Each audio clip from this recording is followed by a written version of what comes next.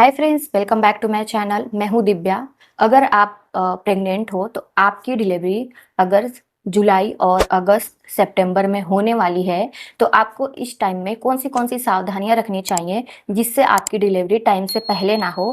And आपको delivery से पहले बहुत सारे ऐसी चीज़ें हैं जो नहीं करनी होती हैं, 2-3 महीने पहले ही उसको रोक देनी चाहिए। एंड कौन सी ऐसी चीज़ें हैं जो करनी चाहिए जिससे आपको नॉर्मल डिलीवरी होने में बहुत ज़्यादा मदद मिलेगा और डिलीवरी होने के टाइम कोई भी कॉम्प्लिकेशन नहीं आएगा। क्योंकि ये टाइम में कभी कभी बहुत ज़्यादा सर्दी लगती है, बहुत ज़्यादा गर्मी लगती है। तो ये टाइम में अपना केयर कैसे करें एंड कौन सी सावधानियां रखें। तो आज की वीडियो बहुत ज़्यादा यूजफुल है, बहुत ज़्यादा इंपॉर्टेंट है। तो प्लीज़ इस वीडियो को फुल वॉच कीजिएगा। अगर आप मेरे चैनल पे फर्स्ट टाइम विजिट किए हैं तो प्लीज़ मेरे चैनल को सब्सक्राइब करके बेल आइकन हिट कर दीजिए, ताकि मैं फ्यूचर में कोई भी न्यू वीडियो डालूं तो उसका अपडेट आपको सबसे पहले मिले और मेरी वीडियो आप सबसे पहले वॉच कर पाओ। अगर वीडियो अच्छी लगेगी, इन्फॉर्मेटिव लगेगी तो प्लीज़ लाइक भी कर दीजिएगा। तो चलिए बिना किसी देरी के हम वीडियो को स्टार्ट करते हैं और आपको बताते हैं कि प्रेगनेंसी के टाइम में अगर आपको 1 से 2 महीने में 3 महीने में डिलीवरी होने वाली है तो आपको अभी से कौन से सावधानियां रखनी चाहिए और क्या क्या ऐसी चीज़ें हैं जो नहीं करनी चाहिए। तो चलिए सबसे पहले आता है जुलाई का टाइम। ये टाइम पे कभी बहुत ज़्यादा बारिश आता है, कभी बहुत ज़्यादा गर्मी होता है। तो इस टाइम पे आपको क्या सावधानियां रखनी चाहिए। इस टाइम पे आपको ज़्यादा अगर गर्मी का टाइम आ गया है तो आपको क्या करना चाहिए, ठंडे कपड़े पहनने चाहिए। आपको ऐसे रूम में रहना चाहिए जहाँ पे ना ज़्यादा गर्मी हो रहा है और ना ज़्यादा ठंडी लग रहा है। अगर आपको गर्मी के बहुत ज़्यादा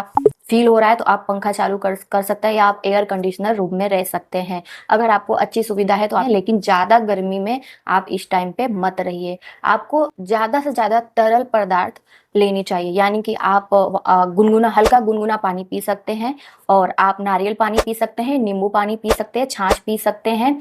और बहुत मतलब ऐसे जो जूस वगैरह सब आते हैं ये टाइम पे आपको वो सब ज़्यादा से ज़्यादा लेनी चाहिए, क्योंकि ये टाइम पे आपको डिहाइड्रेशन बिल्कुल भी नहीं होनी चाहिए। अगर आपको डिहाइड्रेशन की प्रॉब्लम हो गई तो आपको बहुत ज़्यादा कॉम्प्लिकेशन का सामना करना पड़ सकता है। इसलिए आपको क्या करना है, इस समय में अपने बॉडी को ज़्यादा से ज़्यादा हाइड्रेट रखने की कोशिश करनी है। आपको ज़्यादा से ज़्यादा ये टाइम पे पौष्टिक आहार ही लेना है, जैसे कि फ्रूट्स हो गए यानी कि फल, वेजिटेबल यानी कि सब्जियां, हरे पत्तेदार सब्जियां आपको ज़्यादा खाना चाहिए। इस टाइम पे आपको ज़्यादा से ज़्यादा अपना केयर करना चाहिए, यानी कि आपको खाने पीने में बिल्कुल भी लापरवाही नहीं करनी चाहिए। जो चीज़ में ज़्यादा प्रोटीन है, ज़्यादा फाइबर है, आपको वो सारी चीज़ें आपको ये टाइम पे लेनी चाहिए।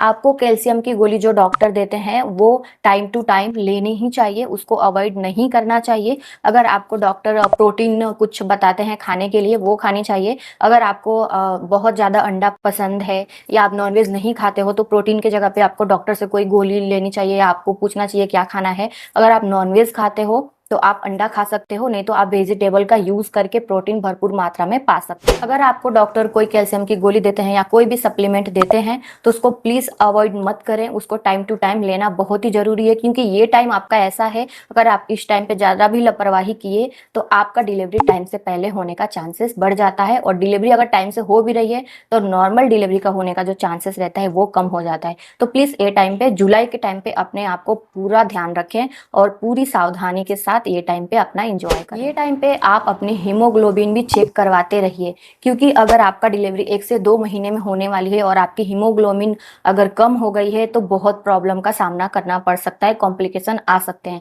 इसलिए आपको हीमोग्लोबिन चेक करते रहना चाहिए। हीमोग्लोबिन कम से कम आपका 11 तो होना ही चाहिए। इस समय ब्लड प्रेशर भी आपको हाई नहीं करना है। अगर आपका ब्लड प्रेशर हाई होता है तो प्लीज़ शुगर वाले चीज़ों से दूर रहें, जिसमें भी ज़्यादातर मात्रा में शुगर है, यानी कि केक हो गया, पेस्ट्री हो गया, चाय कॉफ़ी, मतलब जो भी ऐसी चीज़ें हैं जिसमें शुगर ज़्यादा मात्रा में पाई जाती है, प्लीज़ इस टाइम पे आप उसको बिल्कुल भी बंद कर देंगे तो आपके लिए बहुत अच्छा हो सकता है। अगर आप बाहर का खाना बहुत ज़्यादा पसंद करते हैं तो प्लीज़ ये टाइम पे बाहर का खाना बिल्कुल भी बंद कर दीजिए, क्योंकि बाहर का खाना खाने से क्या होता है ना, आपको फूड पॉइजनिंग भी हो सकती है, आपको किसी तरह का इन्फेक्शन भी हो सकता है।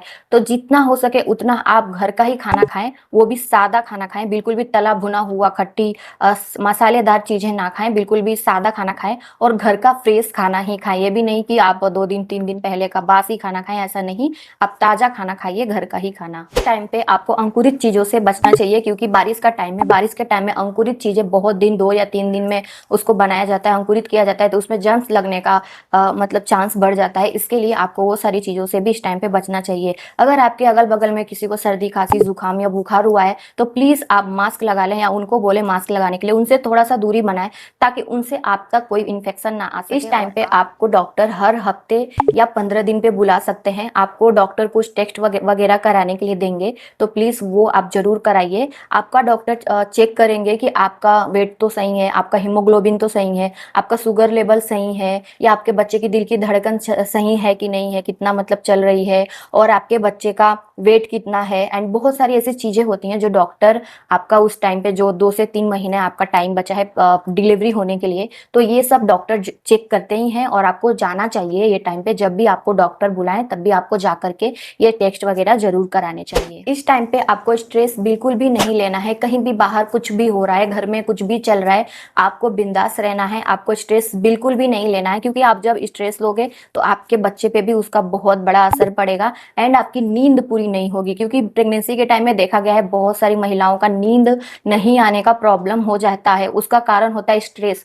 और वो क्या सोचती रहती है स्ट्रेस में, ज्यादा उनका अलग घर का प्रॉब्लम तो बहुत कम देखा गया है, लेकिन ज्यादा प्रॉब्लम ये होता है कि हमारा डिलीवरी का टाइम नजदीक आ गया है, कैसे होगा, कोई कॉम्प्लिकेशन ना आ जाए, सब ठीक होगा कि नहीं होगा, बस यही सारी बातें उनके माइंड में चलती रहती हैं। तो आपको ये सब सोचना ही नहीं है, क्योंकि आप जब प्रेगनेंसी के टाइम, जब आपका प्रेगनेंसी स्टार्ट हुआ पहले मंथ से लेकर के और अभी तक आप पूरा केयर कर रहे हो अपने बॉडी का, हर एक सप्लीमेंट ले रहे हो, प्रोटीन ले रहे हो, डाइट पे ध्यान दे रहे हो एंड बच्चे पे अपने पूरे ध्यान दे रहे हो, तो ऐसा हो ही नहीं सकता है कि कोई कॉम्प्लिकेशन आए। सारी प्रॉब्लम सॉल्व हो जाएगी, कुछ भी टेंशन लेने की जरूरत नहीं है। स्ट्रेस तो बिल्कुल भी मत लीजिए और ज्यादा से ज्यादा नींद लीजिए, क्योंकि नींद लेना बहुत ज्यादा जरूरी है। और इस टाइम पे अगर आपकी डिलीवरी 2 से 3 महीने ही बची है, जुलाई और अगस्त सितंबर का महीना चल रहा है, तो आपको 30 मिनट बाहर वॉक करने जाना चाहिए। बाहर का फ्रेश हवा भी बहुत जरूरी होता है ये टाइम पे। और आप अगर 30 मिनट बाहर वॉक करने नहीं जा पा रहे हैं तो ये ना सोचे कि नहीं हम वॉक नहीं करेंगे, आपको वॉक करना बहुत जरूरी है। तो आप घर में भी, आपका पैसेज है, बाहर थोड़ा सा जगह है, तो आप वहाँ पे थोड़ा सा वॉक कर सकते हैं। हल्का वॉक करना है, ज्यादा नहीं। और आपको क्या करना है, आपको बाहर निकलते समय बहुत ध्यान रखना है, क्योंकि स्लिप होने का चांसेस यहाँ पे इस टाइम पे बहुत ज्यादा हो जाता है। तो आपको ध्यान रखना है कि बाहर निकलते समय कि आपके साथ कोई हो, उसके सहायता से आप जा सकते हैं, अकेले बिल्कुल भी ना जाएं बाहर इस टाइम पे। और आपको क्या करना है, घर में आपको हल्की फुल्की एक्सरसाइज स्टार्ट कर देनी है, बटरफ्लाई और भी बहुत सारे एक्सरसाइज आते हैं जो आपको स्टार्ट कर देनी है। एक्सरसाइज से क्या होगा, आपके बच्चेदानी का मुंह खुलने का चांसेस बढ़ जाता है, आपके मसल्स लचीलापन बना रहता है, इससे नॉर्मल डिलीवरी होने में बहुत ज्यादा मदद मिलता है। नेक्स्ट आपको क्या करना है, अपना हॉस्पिटल बैग जरूर तैयार कर लेना है, क्योंकि ये 2 से 3 महीने का टाइम होता है जिसमें इमरजेंसी में आपको हॉस्पिटल कभी भी जाना पड़ सकता है। तो ये टाइम पे अगर आप अपना हॉस्पिटल बैग तैयार रखते हैं तो कभी भी अगर आपको जाना पड़े 9वें महीने में, तो आप कभी भी आपको ज्यादा देर ना हो, आप फटाक से घर से निकल सकते हैं। आपको हॉस्पिटल बैग में जो भी इमरजेंसी की चीजें हैं वो सारी रख लेनी है, अपने बच्चे के लिए या अपने लिए, या कुछ भी ऐसा रहता है जो जरूरत की चीजें होती हैं वो सारी रख लीजिए। अगर आप चाहते हैं कि इस पे मैं आपको सेपरेट वीडियो दूं कि हमें इमरजेंसी बैग में,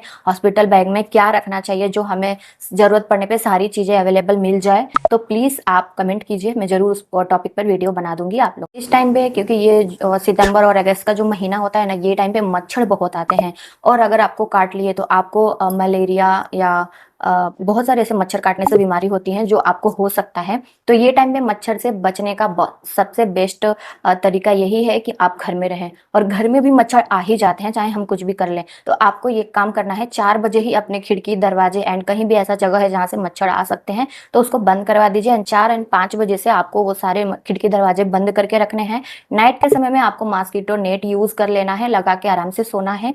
नहीं तो आप कोई भी ऐसा मच्छर मारने वाला अगरबत्ती आती है वो सब नहीं यूज कर सकते आप इस टाइम में, क्योंकि उसका धुआं पॉइजन होता है, बहुत खतरनाक होता है। तो प्लीज ये सारी चीजें यूज करके आप मच्छर से बच सकते हैं। एंड कपड़े भी जो है अपना फुल पहने, फुल स्लीव्स, पूरे बॉडी को ढकने वाला, कवर करने वाला ही कपड़े पहने। इससे आप मच्छर से बहुत अच्छे से बच सकते हैं और आपको कुछ भी ऐसा प्रॉब्लम नहीं हो सकता है, बीमारी नहीं हो सकता है। इससे आप मच्छर से बच सकते हैं एंड अपने प्रेगनेंसी जर्नी को एंजॉय। सबसे जरूरी एंड लास्ट आपको क्या करना है, ओवर ईटिंग कभी नहीं करना है।